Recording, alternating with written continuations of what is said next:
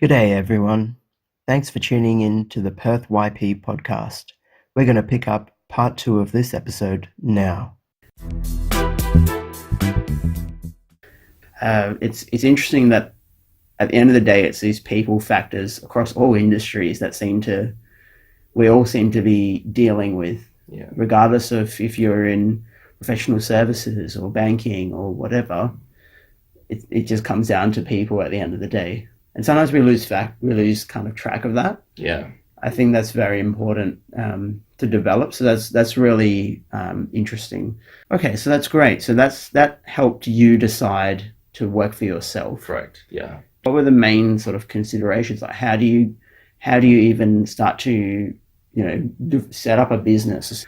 There's a lot of considerations. There's tax considerations. There's people considerations. There's you got supply and demand considerations. Yeah. So how does that all work? And how does it all work? I mean, now it's kind of like the gig economy where everyone can work at any time of the day and all that sort of stuff. So give us a look into your work life currently. So there's so many factors when it comes to essentially starting a business, right?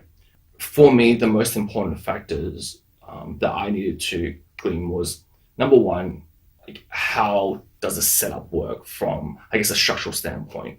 And a large part of that does come into things like tax and billing and the admin side.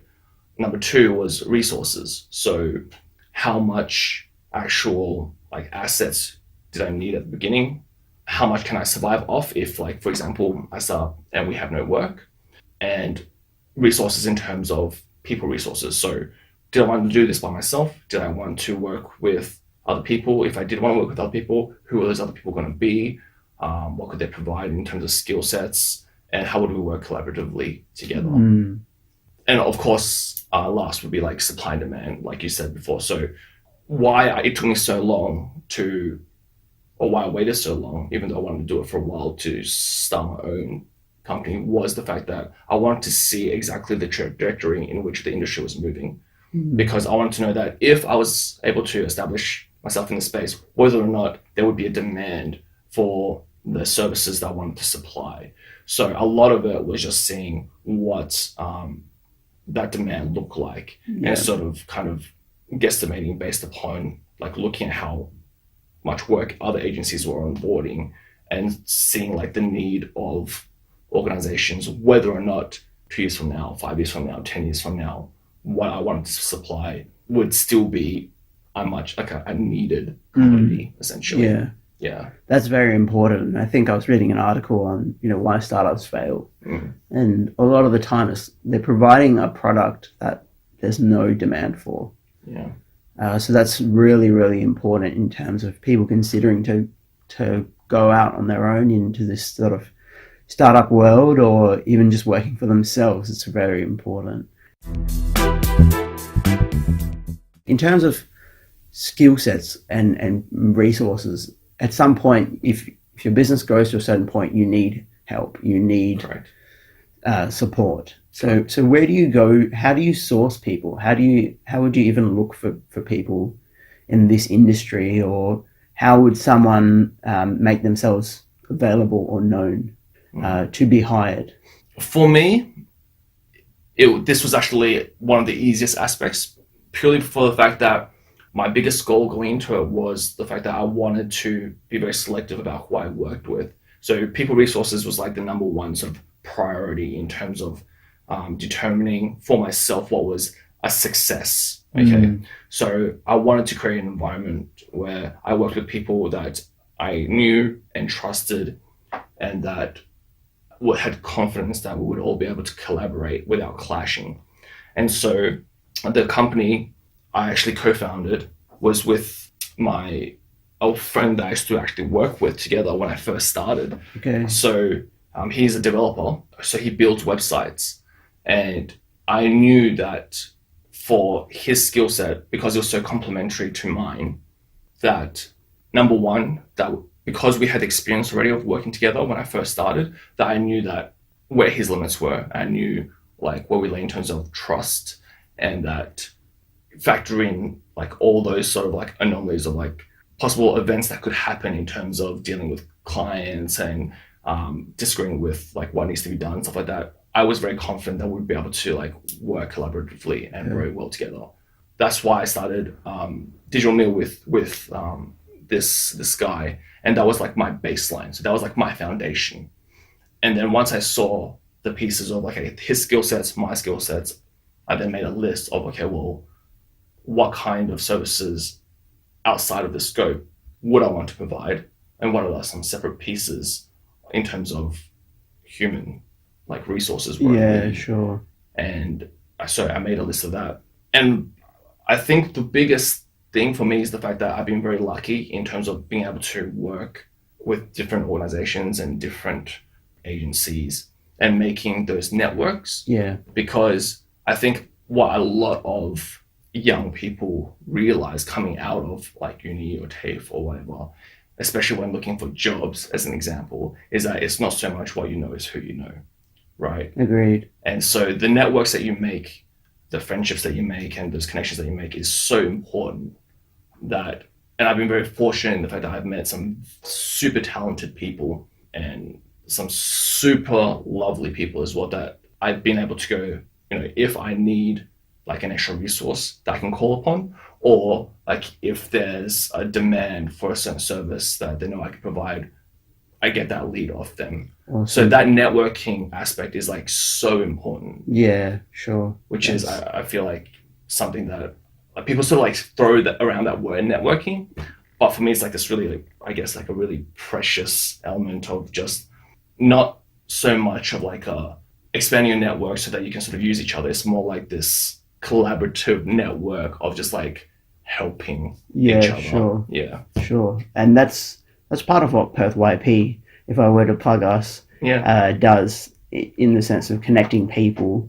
And I think there's two parts of networking. There's a part of networking which is very strategic. Who do you need to get in touch with, or who do you just need to be in the same room with? And even if you don't know exactly who, but it's some defined criteria that, okay, I need to go and meet with people with these skill sets or people in this industry. I don't know who I'll meet, but I could meet someone that will help me along the way of my journey. Yeah. So that's very important. And the second thing I think is putting yourself in a completely new environment, especially when it comes to digital skills, where all companies need some sort of digital support. So, for example, just going to a completely new networking sort of event that you wouldn't normally attend, and just chatting to people that you wouldn't normally chat to. I think that's so important as well, in terms of just, you never know what might spark in that conversation. Yeah. And for me, that's been pretty fruitful, actually, just to talk to people.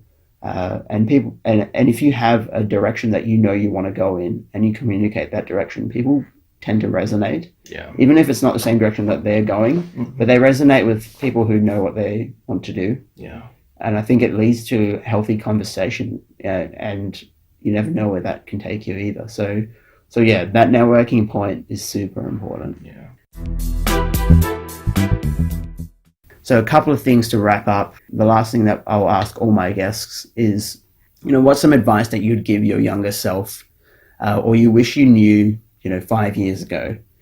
And then I'll share with you my thoughts as well. Yeah, definitely. So tell us, what would you tell a younger Meng? I think the most important thing I would tell myself is learn the importance, I feel, of time management, and don't underestimate administration and paperwork. Okay.